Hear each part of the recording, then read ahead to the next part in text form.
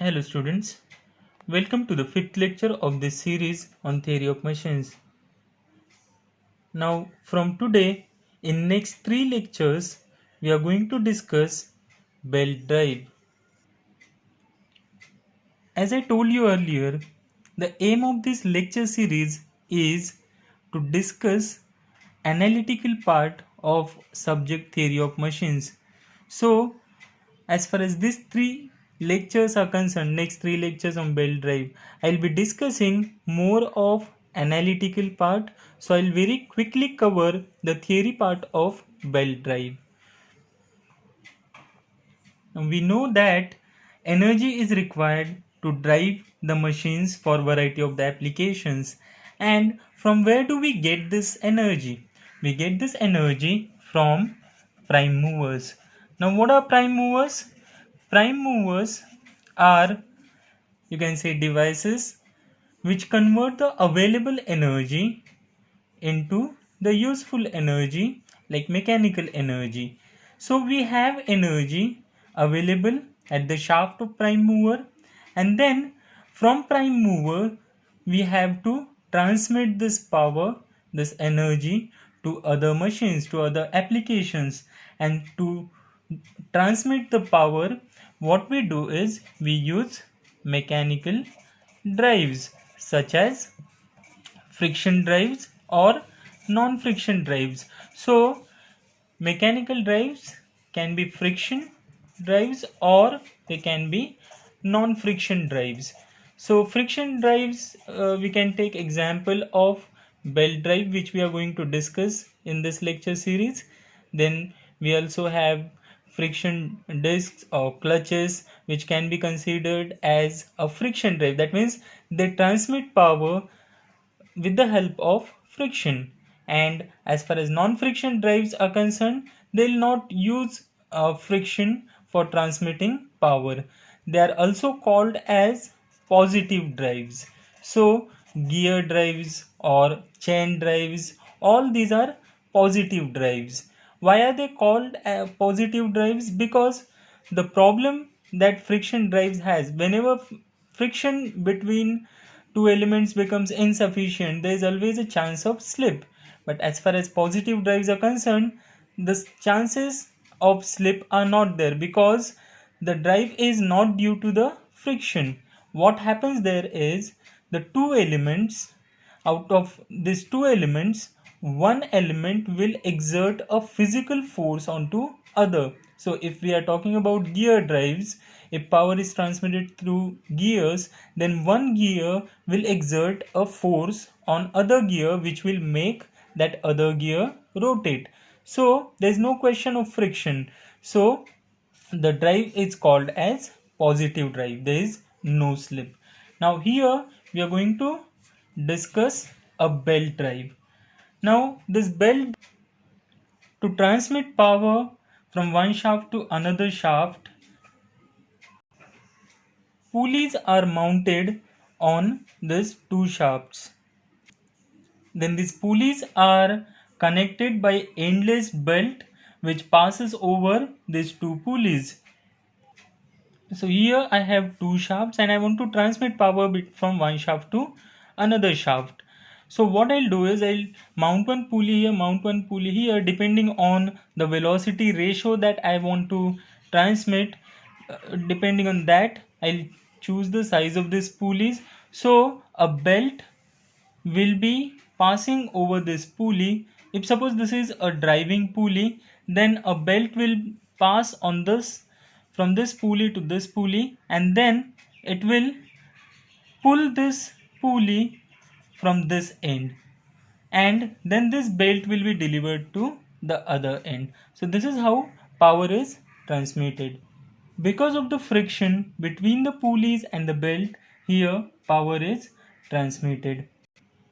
Now if you compare this belt drives with other drives, other positive drives, then you'll find that wherever a distance between two shafts is large, in that case belt drive is preferred.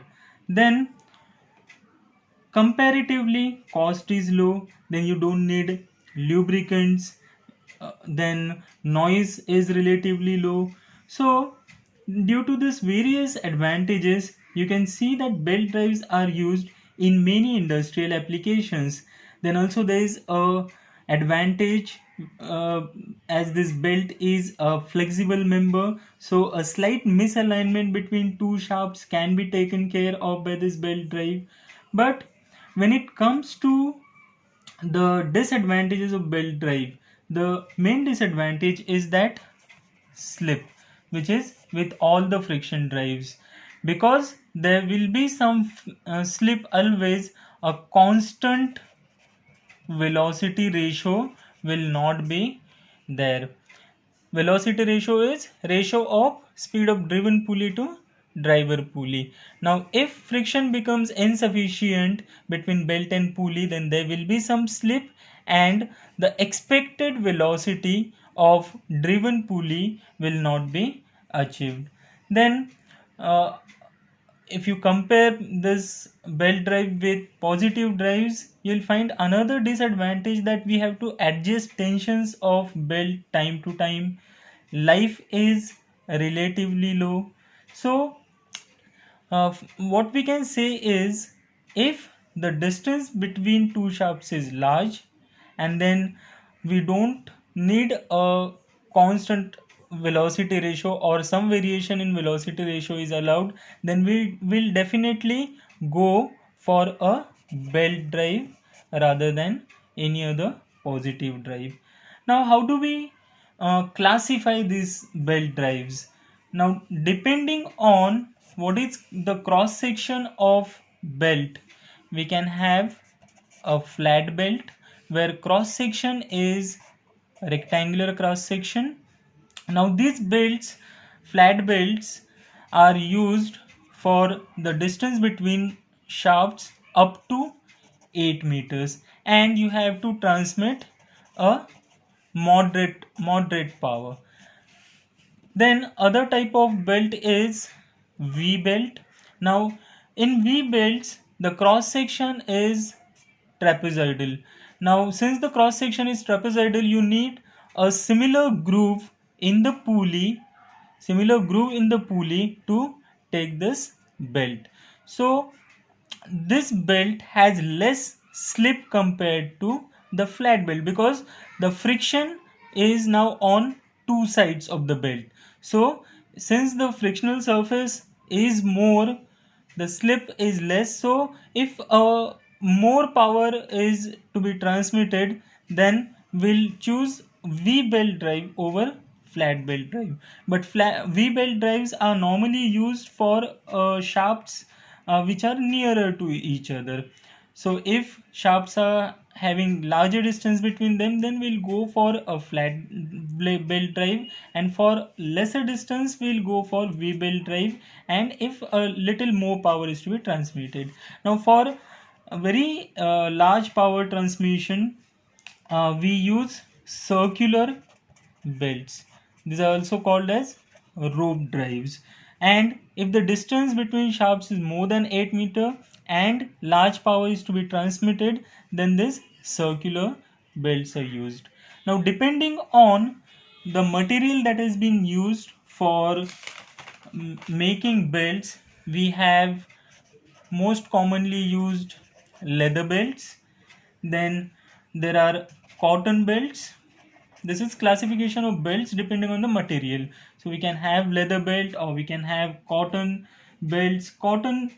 Belts are Cotton belts are suitable in warm conditions, damp atmospheres, or exposed conditions. You'll find that these are used more in farm machineries, as they require little attention. Then we also have rubber belts.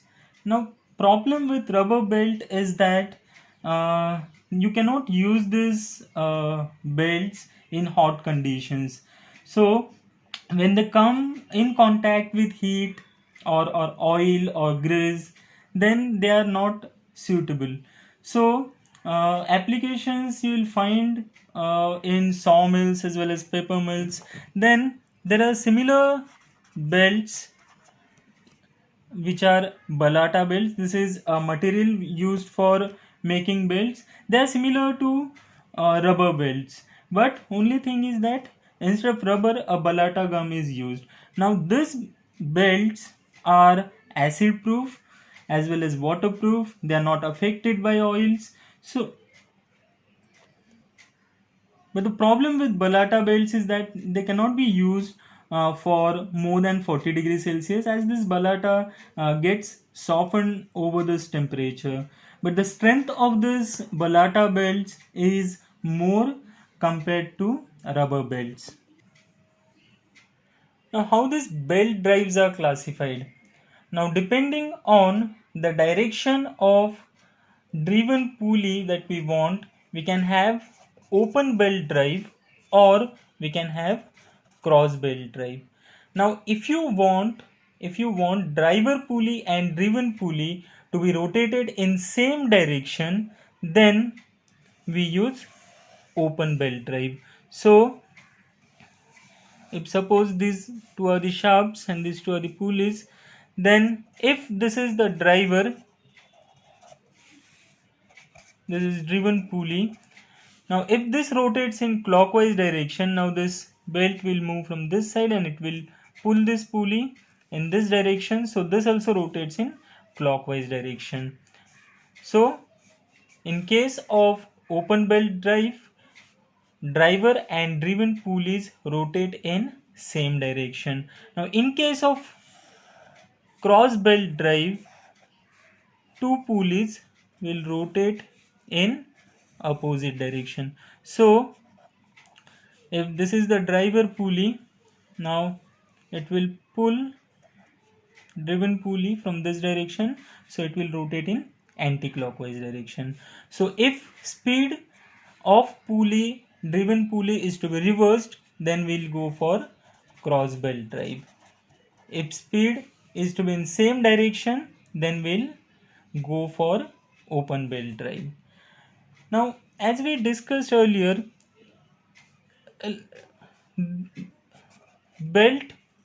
this belt is pulling this driven pulley from this side, so tension here will be more compared to the tension on this side, because here this belt is being delivered from this side. So here this will be a slack side, and this we call this as a tight side. So here tension will be less compared to here. Now if we do the force analysis, from there also we'll understand that these two tensions must be different. See, otherwise what is the force that is acting on this pulley? If I consider weight, that will be at center. Okay, so there will be no moment of that force here. Reaction, suppose on the bolt, will also pass through center. So if there is moment of any force on this pulley, that will be because of T1 and T2. See, if we want to rotate something, if we want to make something rotate, then there must be moment of the force. So here we have these two forces only. What will be moment of T1? Moment of T1, if I draw that separately, let us say this is a driven pulley and these are the two tensions. Now suppose this is T, and let us for some time assume that tension on both sides is same. So this is T, this is T. What will be perpendicular distance here? This is R, radius of pulley. Similarly, a perpendicular distance is R here. So moment about center will be T into R. This will be clockwise. Here moment of this force will be T into R, and that will be anti-clockwise. So T into R minus T into R will cancel each other. So there will be no net movement. That means this pulley will not rotate if these two forces are same. There will be effective movement only and only if these two forces are different. So the side from which this belt is pulling will have a larger tension compared to other side where belt is getting delivered on the pulley. So we have a tight side and slack side in the belt drive. Similarly, if you see here, if this is driver and this is driven pulley, then here pulley, this belt is pulling from this side, so this will be a tight side and this will be a slack side. So there will be always a tight side and slack side. Now if I give you another example, here I have shown two pulleys rotating in anti-clockwise direction. This is open belt drive. This is rotating in anti-clockwise direction. This is rotating in anti-clockwise direction. Now if I ask you which is a tight side and which is a slack side.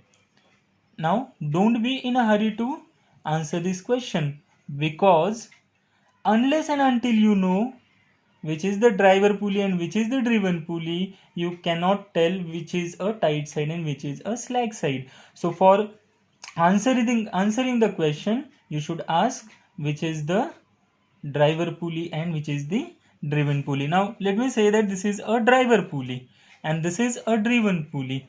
So what happens here? A belt will pass from here and it will pull the pulley in this direction. So this will be again a tight side. It is pulling from here and it is delivering here. So this is a slack side. So we have discussed here how to identify tight and slack side of a pulley. Now how do we decide which side to be kept as a tight side? I mean to say, see, we can have two options. Like for example, if I'm showing you, say this is some open belt drive and here I have a pulleys, both pulleys moving in clockwise direction, and let me say that this is a driven pulley here and this is driver. So what happens here is pulley gets pulled from this side, so this is T1, this is T2, and if I show you another drive clockwise direction, but this is driver, this is driven. Now what happens? Belt will pass like this and it will pull this driver pulley from this side. So this will be T1 and this will be T2. So this is a slack side. So between these two, if I ask you which one you will prefer, then what will be your answer? See, if you see here, slack side is on top. Here slack side is here.